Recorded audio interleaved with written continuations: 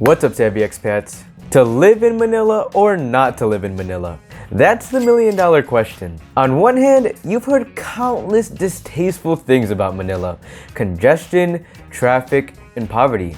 And yet, you hear me time and time again say that I wouldn't live anywhere else in the Philippines but Manila. That doesn't make sense, so why? Well, in this video, we're going to unravel all of the pros and cons of living in Manila. Alright, without wasting time, let's get into it. So, kicking off this list, the first pro of living in Manila is the convenient location. Being that Manila is situated in such an ideal location in Luzon, everything that you could possibly need and want is within your reach. Tired of the concrete jungle? Well, the tropical beaches of Batangas is only a 2 hours road trip away for you to go snorkeling. Sick of seeing the gigantic skyscrapers? Well, how about the cool, brisk mountains of Tagaytay for a change, which is only about 1 to 2 hours away. And so my point is, Manila's close proximity to all different types of sceneries is something not to be looked over. Whether it be the mountains, beaches, or rolling hills, this is all completely accessible to you. Speaking of, we of course can't forget how close you are to the Ninoy Aquino International Airport, or in short, the Manila Airport. Depending on where you live in Manila,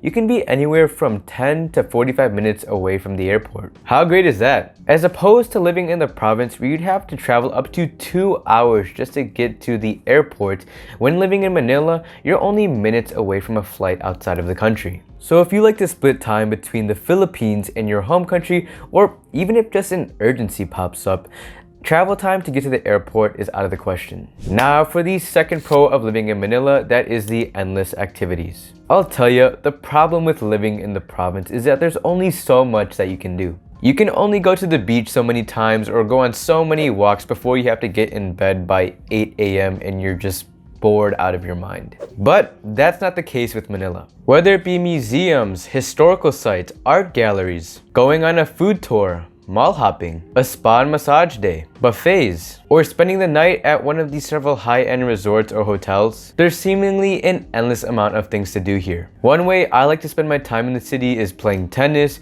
or occasionally going to Kerry Sports Gym at the Shangri-La and BGC, or even just trying out new coffee shops in the city or working out at the park. And so even after 3 years of living in Manila, I still find it hard to run out of activities to do till this day. Now moving on to the third pro of living in Manila, that is it's urbanized and modernized. If there's any place in the Philippines that can offer you a first world lifestyle, it's Manila. To say that it's every expat's dream to go from living a high standard lifestyle in America to living in the province where it's hot and in no man's land is unrealistic. A lot of us still want to attain a comfortable lifestyle that's similar to living in a Western country to a degree. And I think that's just what Manila provides, specifically in Bonifacio Global City and in Makati. It's clean, modern, urbanized, westernized. And from someone who grew up living in the western city of Chicago, it's not much different. Well, aside from all the crimes and shootings, of course, but that's just in certain areas. One of the reasons why my family chose to live in the Philippines as long as we have is because BGC provided us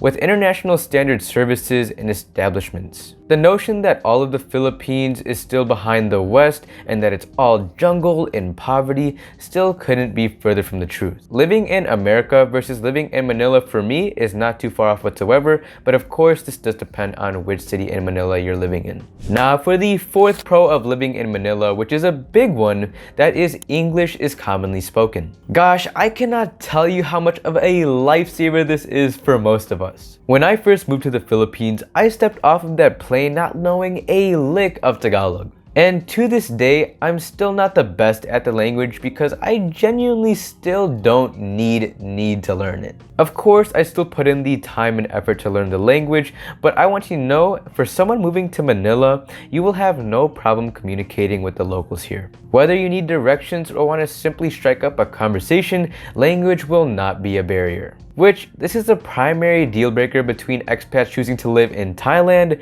versus the Philippines. It's the language barrier. So thankfully, no need to worry about that in Manila. Moving on to the fifth pro of living in Manila, that is the abundance of large shopping malls. It's no secret that the Philippines is the undisputed mall capital of Asia. It seems as if that at every corner you'll find a mall in Manila. And the thing is, they're not just small rinky-dinky malls. Some of them are large, elaborate shopping malls. For example, the biggest mall in the Philippines is MOA, or the Mall of Asia. SM Aura in BGC, Estancia in Pasig, and my personal favorite, Greenbelt in Makati. Now for the 6 pro of living in Manila, that is, it's a center for networking. For those of you looking for business contacts, there is no better place than in Manila. With the 2 largest business districts in the country, BGC and Makati, you can find several business contacts for your company. Even if it isn't business related, say you're looking for a tennis group,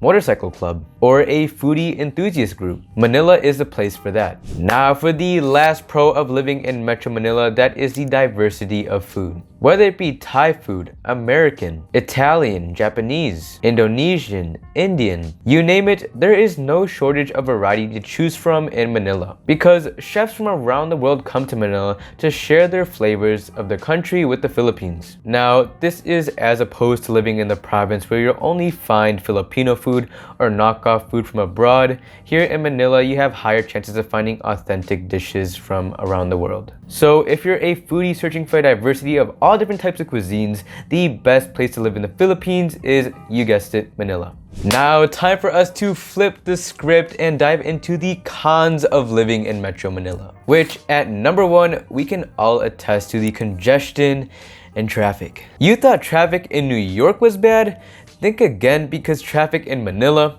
is worse. According to a study done by Waze, Metro Manila has the worst traffic in all of Southeast Asia. To put it into simple words, the traffic in this bustling city is outright horrendous. Don't believe me? Well, allow me to paint the picture for you. What would normally take 15 minutes travel time to get from one destination to another in Manila could take upwards of 45 minutes during peak rush hour. And anyone who's ever lived in Manila knows that 45 minutes during rush hour is being extremely generous. Sometimes even, you'll find yourself sitting in the car for 2 to 3 hours. This is not to our surprise, being that Manila is also ranked the most densely populated city in the world. According to TitleMax.com, Manila has 119,600 people per square mile.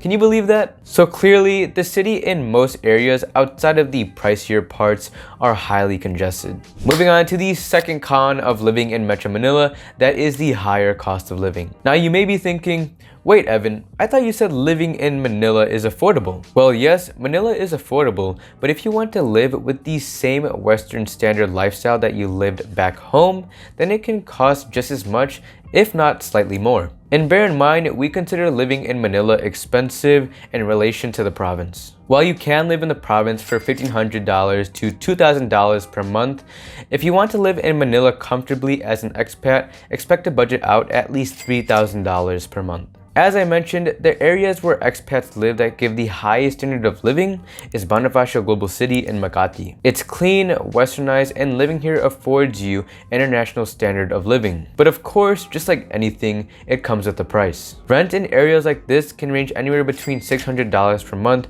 up to $2,000 plus per month. Now for the third con of living in Metro Manila, that is the noticeable poverty. If you're one who has a hard time stomaching the sight of poverty, then most areas in Manila is not for you. Well, that is unless you're living in a few select areas. One culture shock I experienced when we first landed in the Philippines was how the poverty is so in your face. It's sad and quite disheartening to see for the country. Kids walking around without shoes, people throwing trash all over the sidewalks, and houses made out of a few planks of wood and tin roofs. And according to a Borgen Project publication, there's an estimated 3.1 million homeless people living in Manila. And with the rising inflation in the Philippines, many more families are finding themselves below the poverty line. Moving on to the fourth unpleasant con about living in Manila, that is the pollution. With the far spread congestion throughout the city, you can imagine how polluted the air is. Just imagine tight, crowded streets with diesel-driven jeepneys,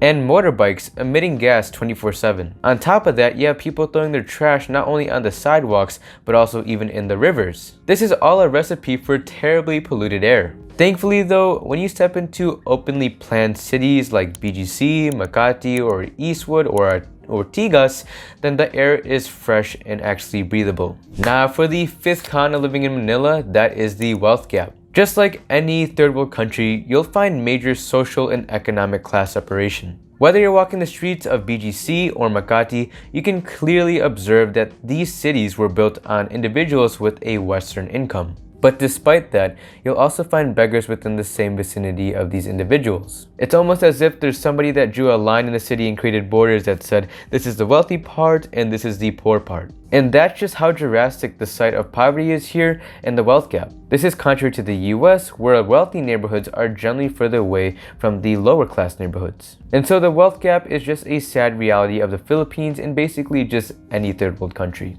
Moving on to the sixth con of living in Manila, that is lots of scammers. Let me make it clear.